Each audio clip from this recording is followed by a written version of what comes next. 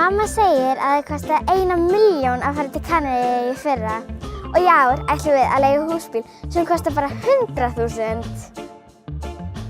Afi segir að sé of dýrt að eiga hjólhýsi. Hann segir á afföllin að séu mikið dýrari heldur en að leigja húsbíl hjá Go Campers. Alltaf þegar við erum í útilegu þá fórum nýjan leikvöll á hverjum degi. Það er ótrúlega gaman og meðan mamma og pabbi bara sjó í húsbílnum á meðan.